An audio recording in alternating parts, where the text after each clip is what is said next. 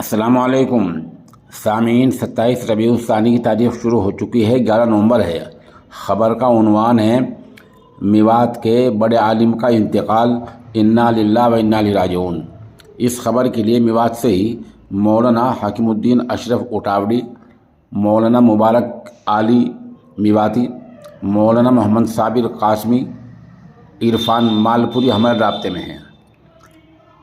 یہ لوگ بتا رہے ہیں کہ سرزمین میوات کے عظیم سپوت، پیکر علم و عمل، صاحب تصانیف کثیرہ، مفسر قرآن و صدر مجلس تحفظ ختم نبوت علاقہ میوات، مولانا محمد سعید صاحب امینی، مالب، ضلع نوح، میوات، ہریانہ کا ابھی یعنی آج 11 نومبر کو ہی شام 7 بجے انتقال ہو گیا ہے۔ انا للہ و انا الیہ راجعون۔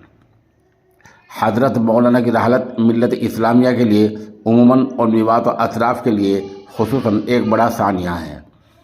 ہم دعاگو ہیں کہ اللہ تعالی حضرت علیہ الرحمہ کو اعلیٰ علیین میں اعلیٰ مقام عطا فرمائے اور ان کے پسماندگان کو صبر جمیل عطا فرمائے اور ملت اسلامیہ کے لیے ان کا نعم البدل عطا فرمائے۔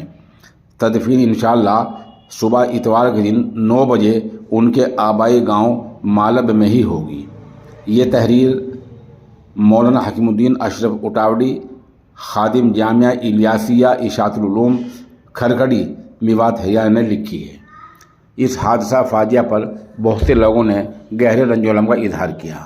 ان میں جمعیت علماء متحدہ پنجاب کے صدر مولانا محمد ہارون قاسمی اور ادھر دوسری جمعیت علماء محبوب مدنی کے جنرل سیکریٹری مولانا محمد یحییٰ صاحب، ادھر خانقاہ بوڈیا سے حضرت حافظ حسین احمد پیر جی اور اس طرح بہت سے لوگوں نے، مفتی تعریف سلیم ندوی وغیرہ نے گہرے رنج و الم کا اظہار کیا ہے۔